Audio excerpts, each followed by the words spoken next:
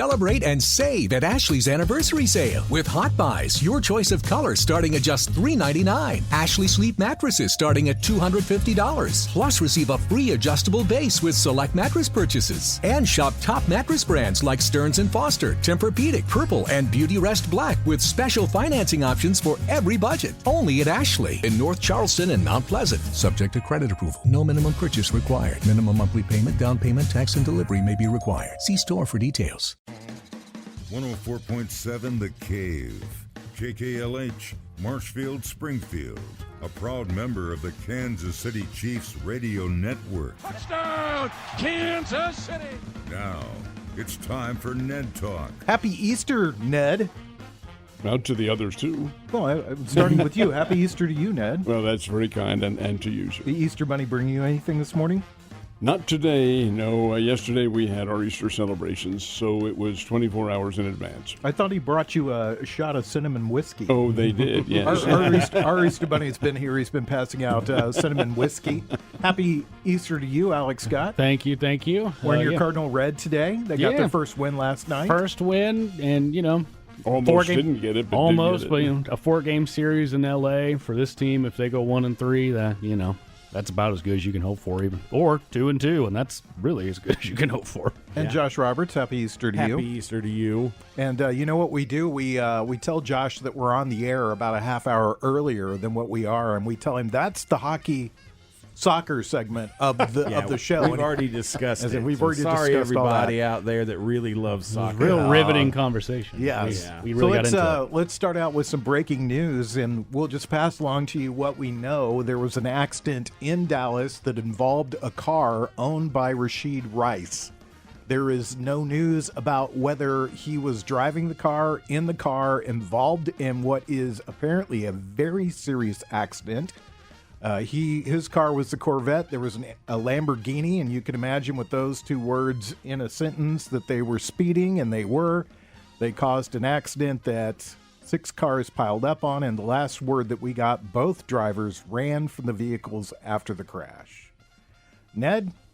Got what your else fingers do you crossed say? on this You one, just don't we? gave us all the details on it. There's nothing else to comment. Nobody knows anything. You assume, since the law is looking for Rashid Rice, that he was one of the drivers. You assume that. Yeah. You don't know it, though. But there was a little bit more definitive reports did indicate that he was the driver of the Corvette and ran from the scene. Now, this is on a superhighway, apparently, in Dallas, in which there were a multitude of cars involved because those two were speeding and caused the accident. And to have both drivers run from the scene, that's a zero, folks. That just is not allowed to happen. Yeah, it's, this is a kid that has a huge upside, and I think all of us can say, whether you're a Chiefs fan or not, you've got your fingers crossed that he was not specifically involved in this accident. Yeah. So we'll pass along to you what we know as we go along throughout the show today. It is Ned Talk, your local live sports talk show. Joe Westen, Alex Scott, Josh Roberts, and you heard from Ned Reynolds right there. And I guess the place that I would like to start there, because there's a ton of stuff going on, but let's stay with football. And I want to start about the rule changes that came down this week. Well, I think they come into vogue. Now, the tackling one, I have a close friend in town. You guys know who he is, and the audience probably does too, who was an NFL ref, who said, how are they going to adjudicate this rule? How is it going to be called? Because it does involve tackling a runner, all right? The rule states that you can't throw the runner down and have your body fall on his legs. Well, I don't know how you're going to judge that.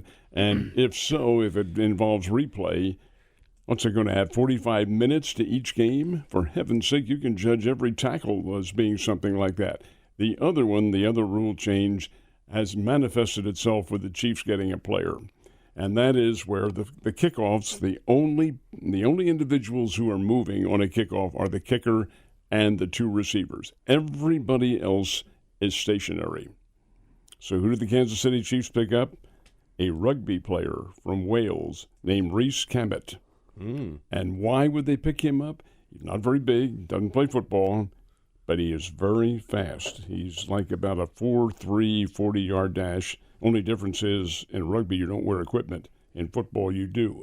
But if you're the only one who's moving and the defenders are standing still, I can see him. His chances of making the team are probably limited, but I can see him being a very big weapon on a special team situation. Alec? Well, the Chiefs did that. My Steelers went and signed Cordero Patterson, who has a history of being a good kick returner, the day that this rule came out. So to kind of envision it, your kicker's kicking the ball off from the same spot they always were, except now your receiving team has guys lined up on the 30-yard line on the other side of the field. The kicking team has their guys on the 40 on the other side of the field.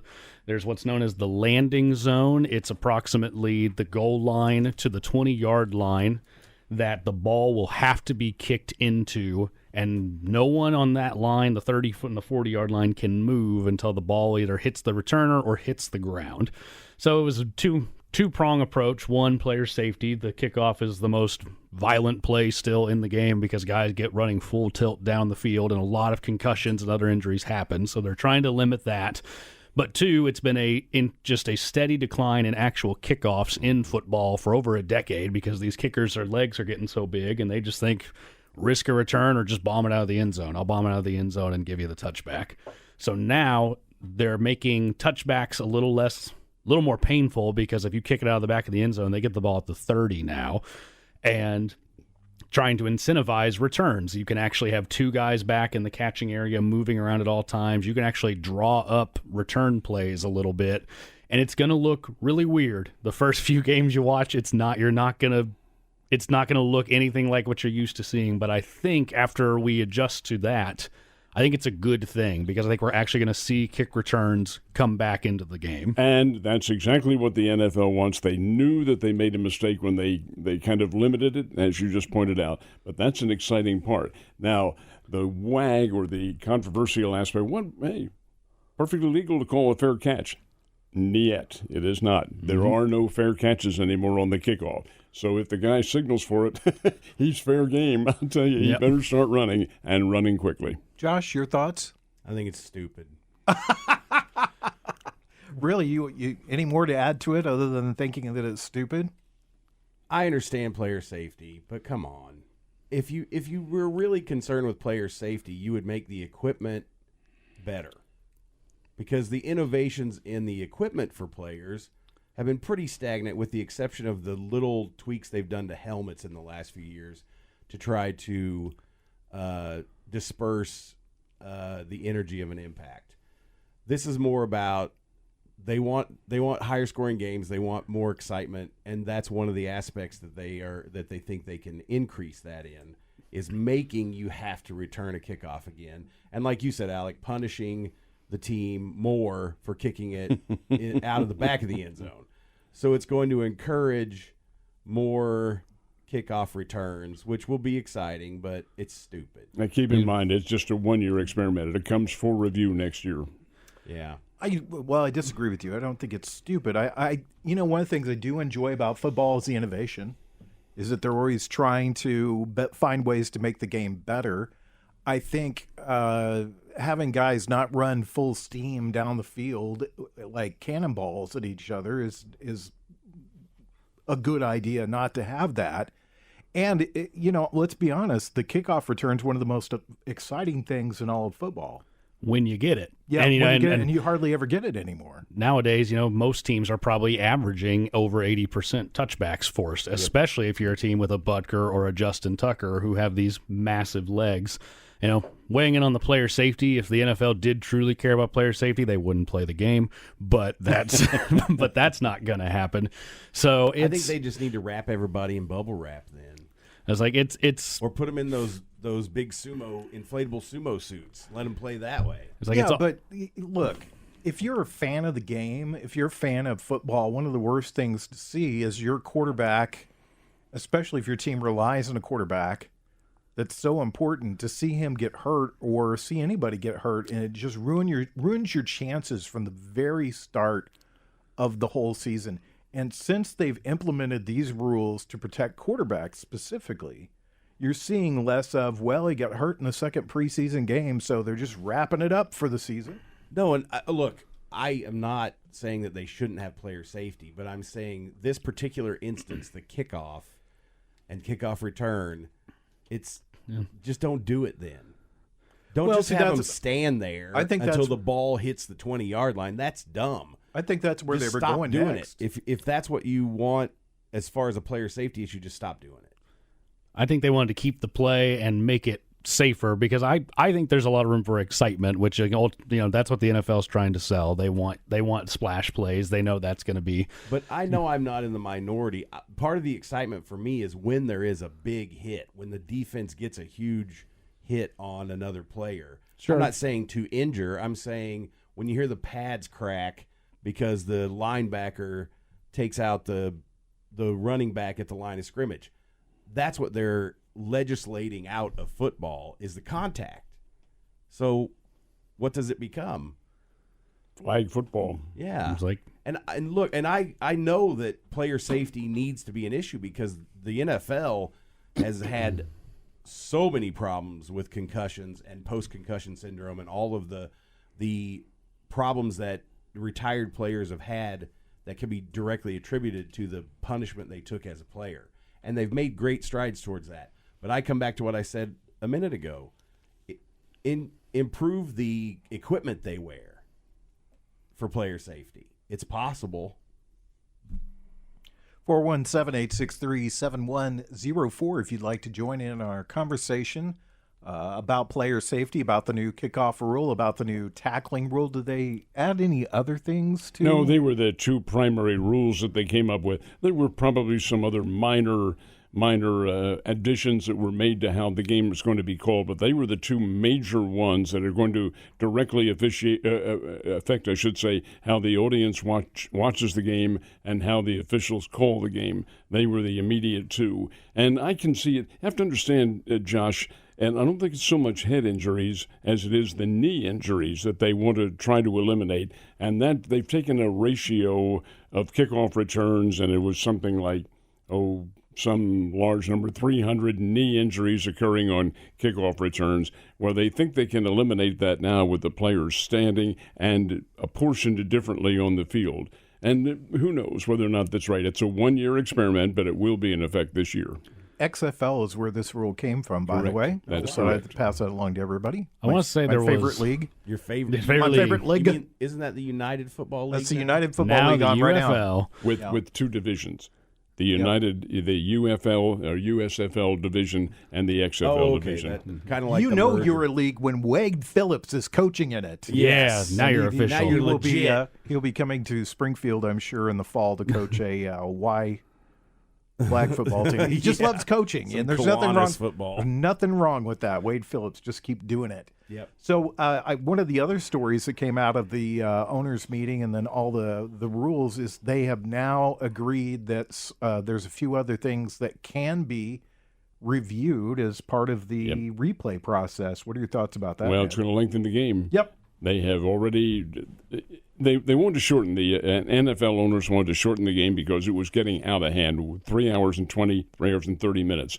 So they incorporated some new, and it took probably about 10 minutes off the game. Well, this will add more than that, especially if they have to review the tackling rule, because, good Lord, you can almost challenge any single play if that's going to be the case. I'm very surprised at that one, but we'll see how it all works out. What'd you think about that, Alec? If it's in terms of shortening games, I think I'm open to things being reviewed because ultimately I just want the calls to be right. I think everybody wants that, but I think the answer is let's expand the referee staffs and crews. Let's have someone always on hand watching for that. So if they call up a replay, have a guy with the authority just to say yes or no. It was something that they did, and it was either the XFL or one of those leagues where they actually had a mic on the guy, and it was less than 20, 30 seconds where they go and be like, hey, we got this. What do you see? He's on site rather than having to go to New York. Mm-hmm. And he just goes, I see this. It's that. Thank you. Move on with the game. Which is, I might add, too, they used to have the replay official at the games. They still do, but that official has no authority at all. It all goes to New York. That's where the final decisions are made. Is that new to that? Have they? In the last couple of years. Yeah, see, that's the way Major League Baseball is. It is indeed. So I'd say if you really want to speed it up, you need to have a guy on site with the authority to make the decision. I agree. Now, I get why they funnel it all to the same place, because then you can say all the decisions come from the mothership. That's where we're making the calls from. They can back their guys if it's all coming from the same spot. It's not a conspiracy theory. It's only one guy getting paid off. Yeah. Well, let me ask you guys this, because this has always puzzled me about replay in Major League Baseball, is why not expand the crew to a 5-man crew? And then your 5th guy rotates into the booth, and he does all the replay.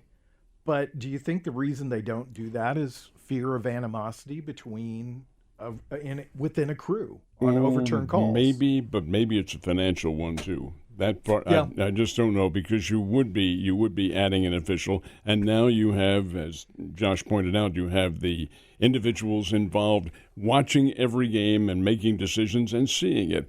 I'm a little bit puzzled by the whole thing, but nonetheless, replay is going to be a part of what they do and what the rulings are going to be made. And if they reviewed every call that Angel Hernandez makes, you can overturn every single one. Everybody gets thrown out by the end of the game. It's a controversy in every sport. They just started doing it in Premier League soccer a few years ago, and it's been controversial every year because there have been missed calls. There have been calls that shouldn't have been. There have been, whenever there's a human error aspect to all of it, and you're never going to eliminate that, so you're always going to have blown calls. And I think that the only answer is what you guys are talking about. There needs to be more of a crew that is just devoted to reviewing those types of plays to speed things up. That means more money. And that means, well, it's more money to pay them, but the NFL's printing money. I was like, they got the money to afford it, I know, but that's your answer to speed up the games is someone with the ultimate authority on site. But I don't see them doing it because they're going to want to be able to control their narrative a little better if it all flows through one spot. I think that's probably right, Alec, what you just said. They're going to be able to control it. Yeah, so I don't think we'll see it happen, but, especially if they can review these hip drop tackles, because I get the why they're being implemented, and my hope is when we actually get into the game, you don't see it thrown a ton. My hope is maybe you see 5 a game during the preseason of the refs really being like, that's what we're looking for, that's what you did, and the players can take that time to maybe get some tape on it. But it's going to be, ultimately, you want to take judgment calls away from the refs as much as you possibly can, and that's all pass interferences. So now we've just added another high routine play in a tackle as like coverage that the ref is going to have to make a judgment call on, and it's going to cost games. I'm not 100% clear on what are they saying you can't do as far as tackling. You can't grab the guy up in the upper torso and drag him down. The runner ought to just by nature turns his side. You just do that. That's human nature when the tackler's coming up to you. Well, you can't throw the guy down from the side and land on his legs. It's designed to eliminate the knee injury. Imagine I wrapped you up and then I just went dead weight and I just fell and you fell. Your legs fell below me. It's how Mark Andrews was the most prolific player this past season for Baltimore who got hurt because a defender came up from the side, wrapped him up. Mark Andrews probably had 50 pounds on him, and he drops his weight and he falls on Mark Andrews' ankle. His ankle gets torn up. He's out until the playoffs where he's still not the same guy by the time he comes back. And it's cost, I think it was Kenyon Drake, former running back, who was vocal about being in support of this, and he showed he lost his 2021 season to a guy coming in from the side. I think ideally I have a friend who's a coach, and he said they coach their kids to wrap at the waist and gator roll is how he calls it. Spin the body, so their legs don't fall on you. But, he's a high school coach. When you're tackling Mark Andrews, who's every bit a 260, and you're a 210-pound corner, if you gator roll, you're probably just going to fling off of him. So I think you're going to see a lot of carries go for an extra 5 to 10 yards as guys try and a lot of broken tackles, a lot of extra yardage as they fight through the contact, and but a lot of preserved ankles and knees potentially, and that's the spirit of the rule. Josh, you look puzzled as all this is being spelled out to you. Well, I agree with what Ned said at the beginning of that. It's going to be really tough to prevent that. It's going to be tough that's going to be hard for the officials to get. I mean, there's going to be a learning period that's going to be frustrating for everybody with that, because that seems like a fairly normal way to tackle an opponent, especially if you're a smaller guy and you hit them high and you're trying to bring them to the ground, because that's the whole point, is to get them on the ground. Yeah. Is if you wrap them up around their shoulders and then you just go dead weight, if they're strong enough to keep carrying you, that's one thing, but I don't know. That's going to be tough for them to do, I think. But we'll see.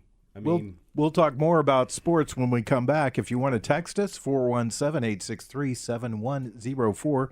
It's Ned Talk on 104.7 The Cave.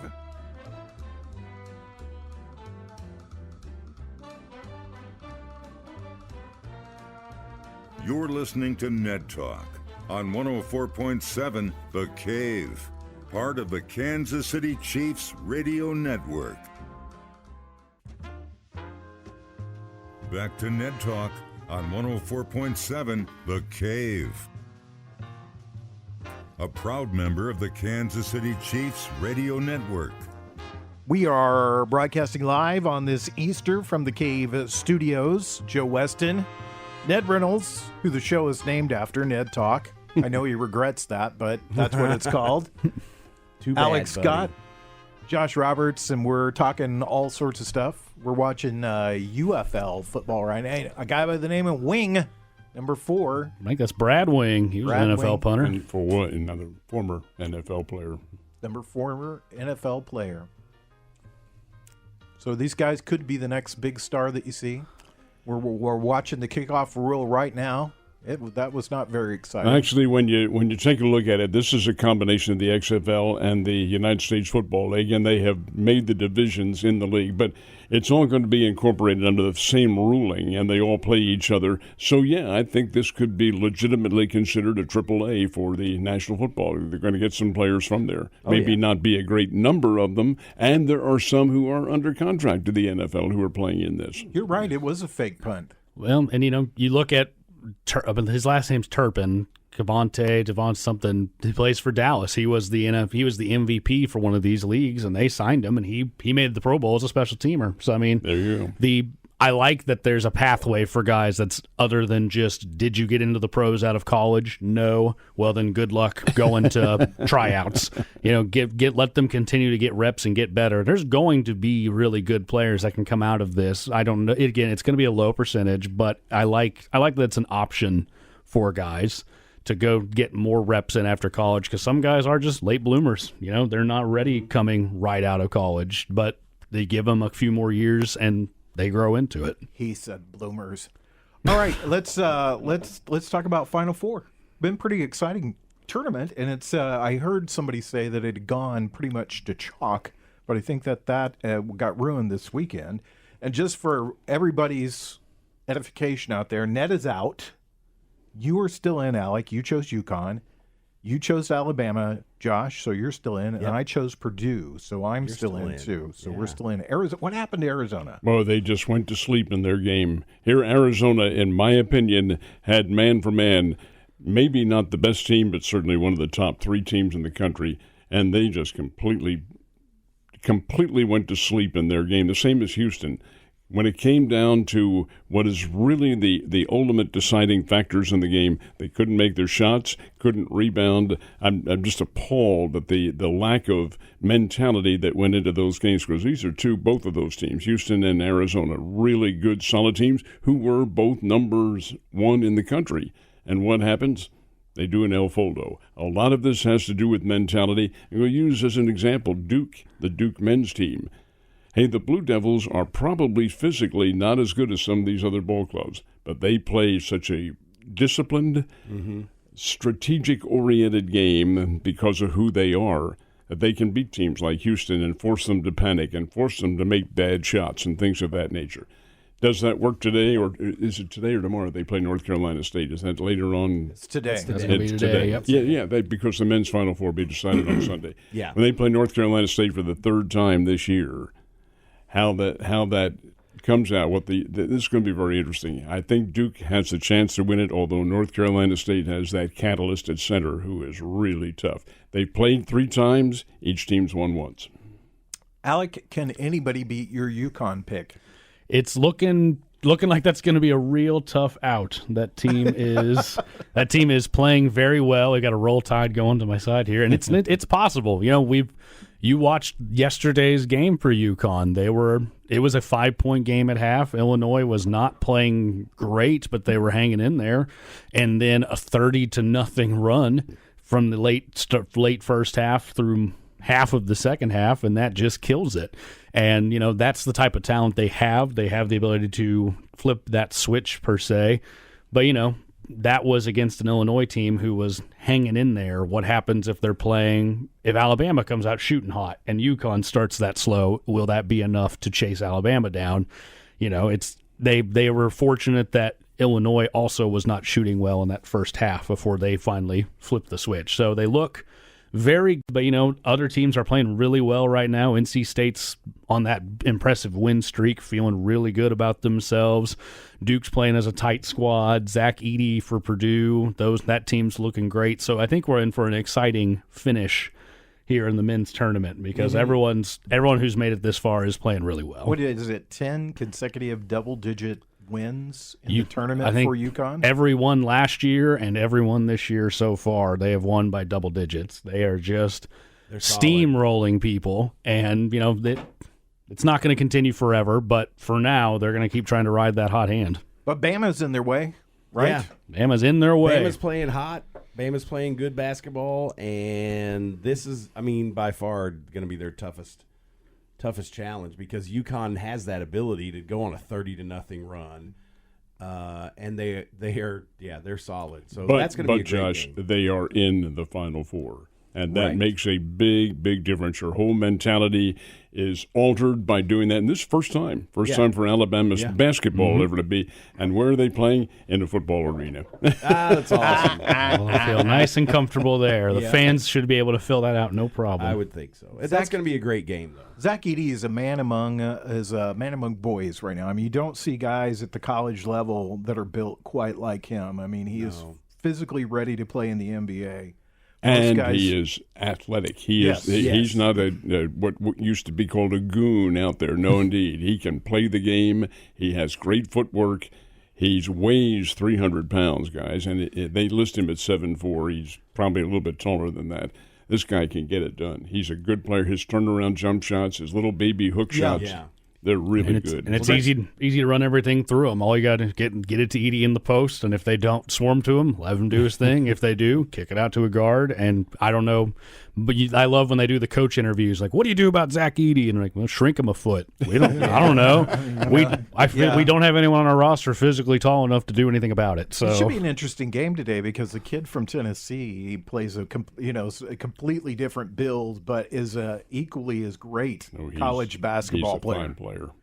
So you're going to see two really good individual players on two really good teams playing this afternoon, along with the Duke-North Carolina State game. So, our predictions hold true. Who do you have winning the games today, Ned? Well, you're asking the wrong guy because my team is out of it. However, in the ones today, I have to go with Duke. I think Duke will beat North Carolina State.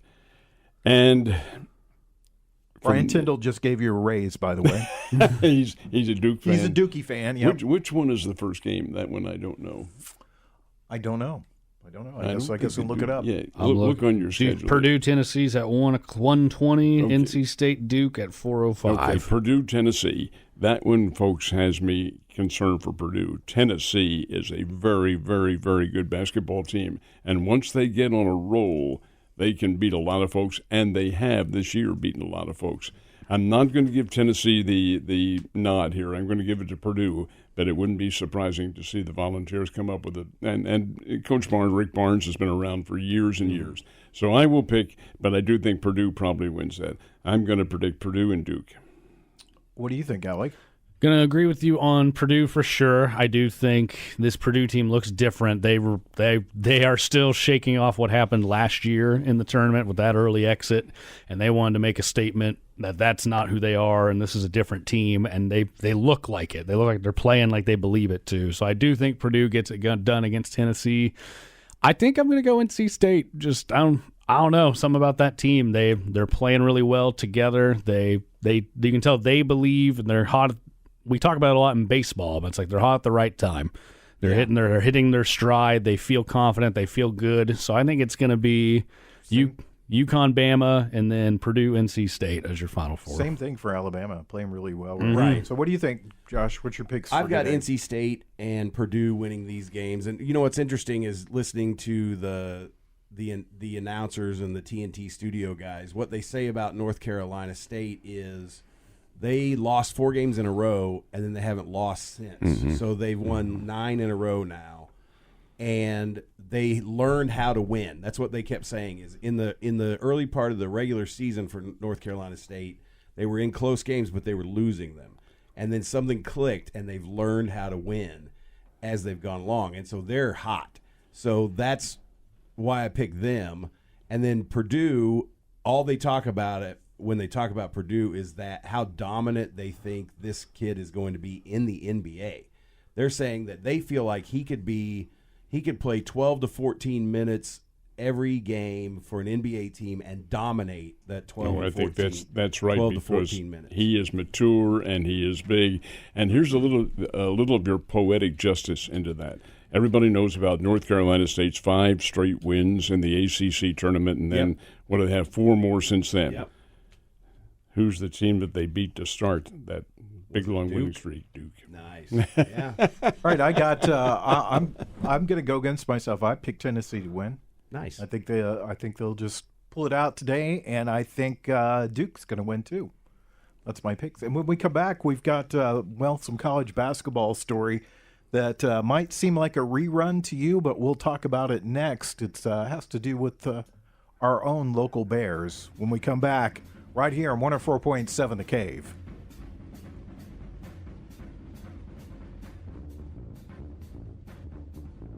You're listening to Ned Talk on 104.7 The Cave, part of the Kansas City Chiefs radio network.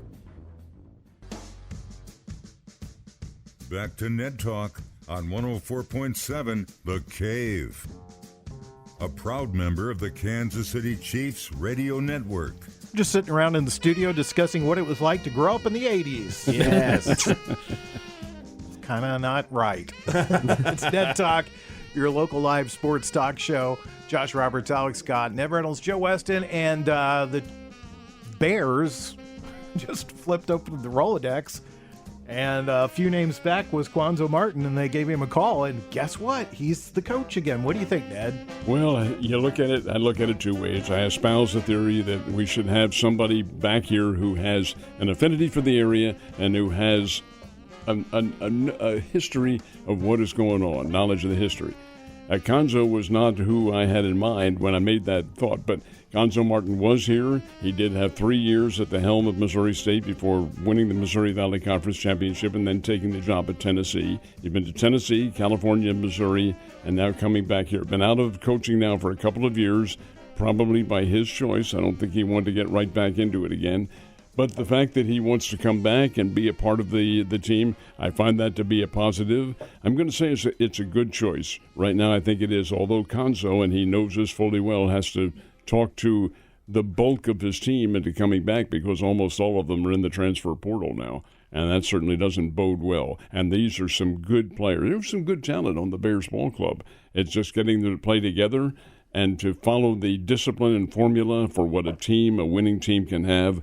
Well, Quanzo has that. He had success at his other stops, including Tennessee, where he wasn't particularly happy, but when there was the fandom wanted him out of there, all he did was take his team to the Sweet 16 that year and play very well. So he has the coaching ability to get this done. There is a trajectory in most careers, and I think you would definitely consider this a backwards move if you were coaching and you were still looking to move forward. Do you think that this for Cuonzo Martin is this is more of a long-term stay for him this time? That I don't know. We'll find that out when the press conference is held tomorrow here in town at the Prime Club in the Great Southern Bank Arena. It's a 1:00 press conference. Maybe he can elaborate on that. Maybe he won't. Everybody knows what his starting salary is, $600,000 a year with a lot of perks involved. That doesn't sound like it's going backwards to me. I can put a few turkey sandwiches on the table for that, and so can he. Yeah, well, $600,000 in Springfield, Missouri goes a long ways. But it does not rank among the top ones in the Valley, though. No. I would like to throw my hat in the ring to be MSU's next coach. Yeah. I'll do it for 1 year. Yeah, you can eat at Applebee's all year long for $600,000. Right. That's quite a bit of money. Well, it was an interesting move. I heard about it earlier in the week, and I was like, well, no, they didn't do that, did they? And then later on, and confirmed, yes, hired by Missouri State as their coach. Couldn't they gone a couple further back? Maybe gotten Barry Hinson. I'm not knocking Cuonzo Martin at all. It just seems a very odd move. Well, we'll find out because he's going to be the coach, and it'll be up to him to reconstruct the basketball team.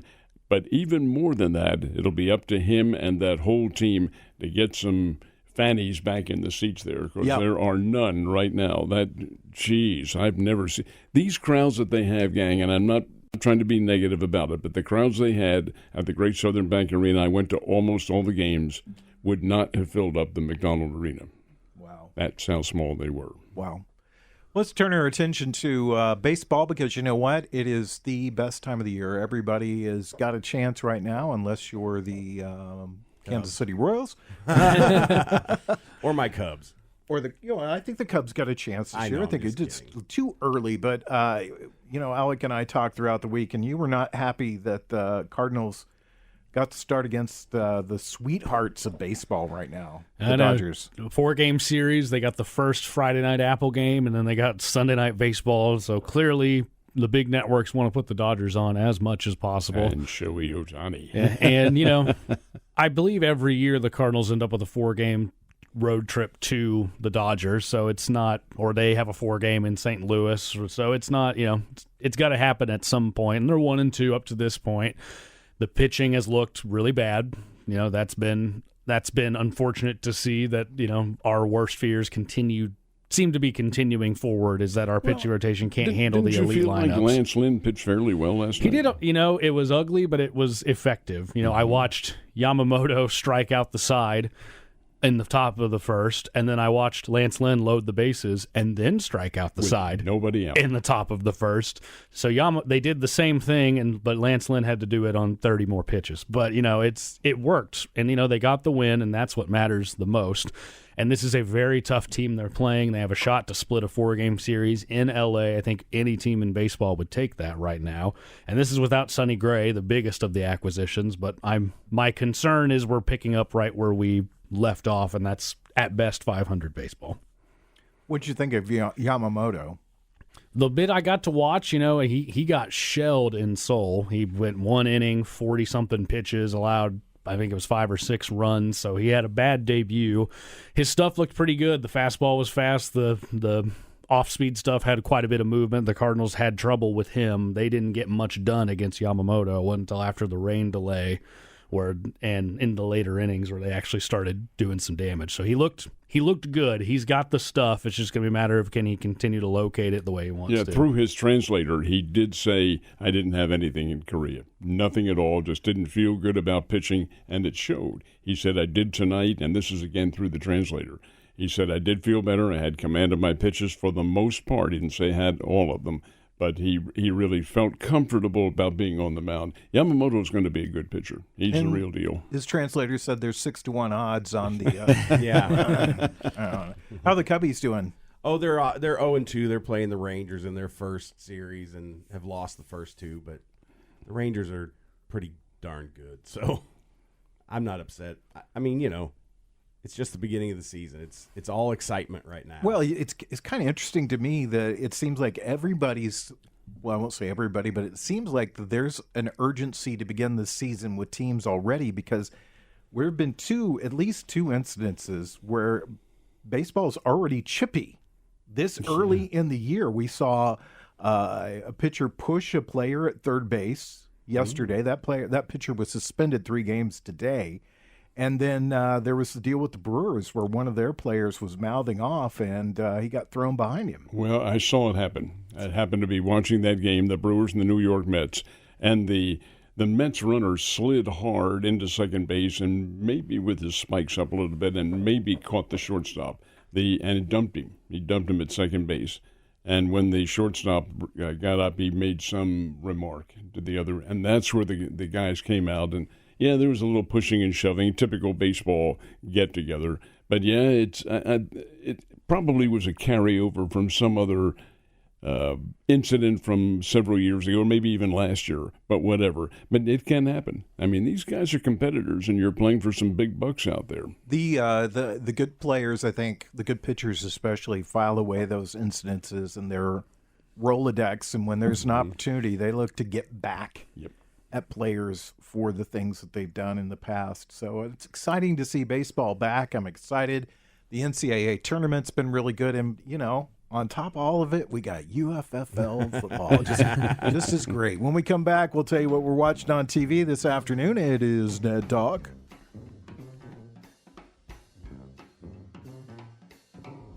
You're listening to Ned Talk on 104.7 The Cave, part of the Kansas City Chiefs radio network. Back to Ned Talk on 104.7 The Cave, a proud member of the Kansas City Chiefs radio network. We've not gotten any more news about Rashee Rice or what's going on with that story. We'll, if we find out something, we'll pass it along to you. A car accident earlier today that apparently his vehicle was involved in. No word about him or whether he was driving or what's going on. We know something. We'll try to pass that along.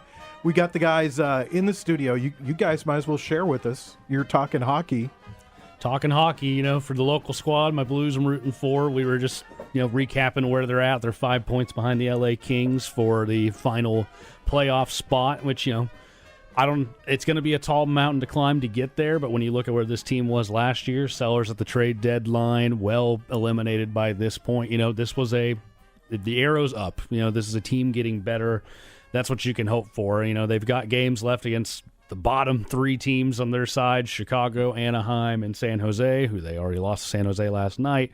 And then but they've also got games against Edmonton and the Stars and the Predators and the Hurricanes. So they've got a fine mix of really easy, really hard opponents with Seattle for good measure in there. So there might be some, Alec, who are not familiar with how the Stanley Cup works, but it's 16 teams. It's your 3 division winners, and there are obviously 2 divisions in each conference. Your 3 division winners plus the 2 wild card in the conference, not just in a division, but in a conference. And the Blues are right on the cusp of being one of those wild card teams, but they're not there. They're 5 points back. And can they make up those 5 points with their wins coming up in the next 9 games? They can.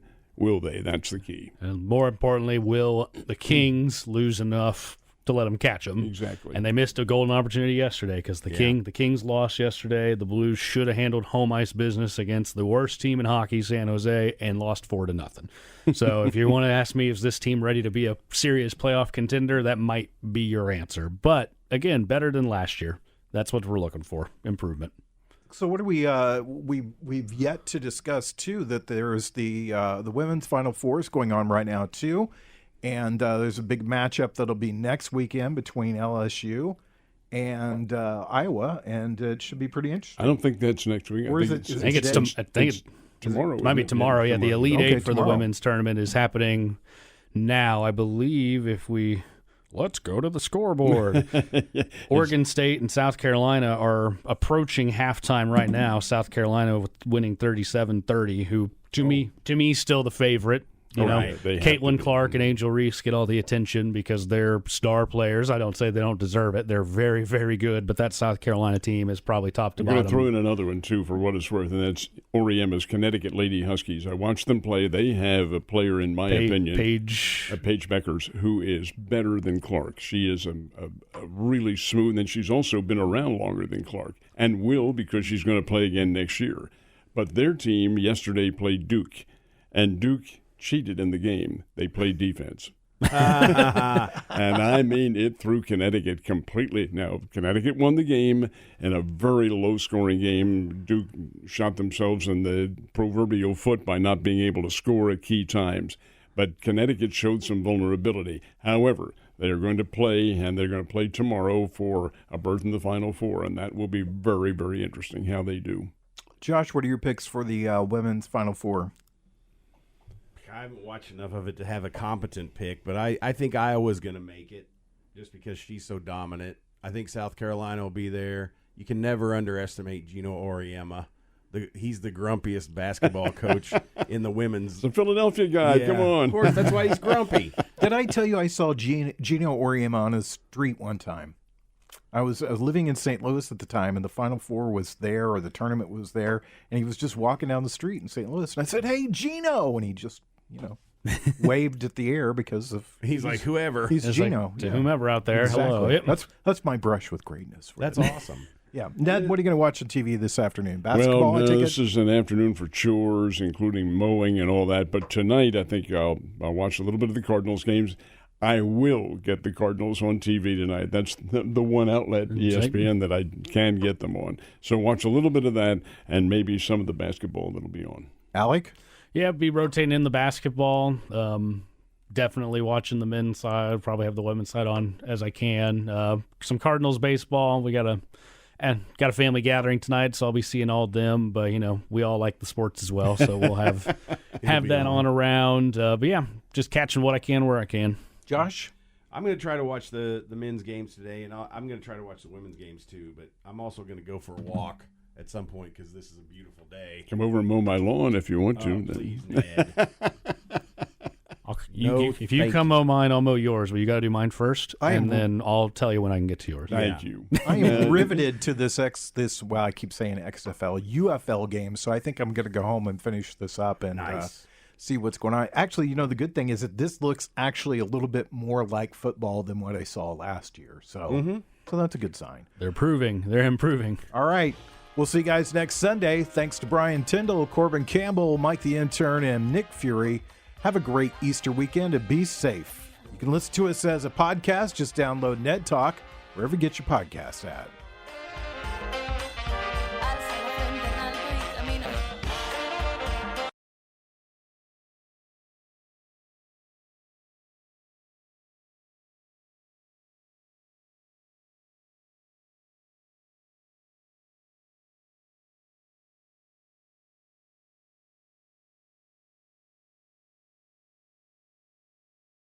Celebrate and save at Ashley's Anniversary Sale with Hot Buys. Your choice of colors starting at just $3.99. Ashley Sleep mattresses starting at $250. Plus, receive a free adjustable base with select mattress purchases. And shop top mattress brands like Stearns & Foster, Tempur-Pedic, Purple, and Beauty Rest Black with special financing options for every budget. Only at Ashley in North Charleston and Mount Pleasant. Subject to credit approval. No minimum purchase required. Minimum monthly payment, down payment, tax, and delivery may be required. See store for details.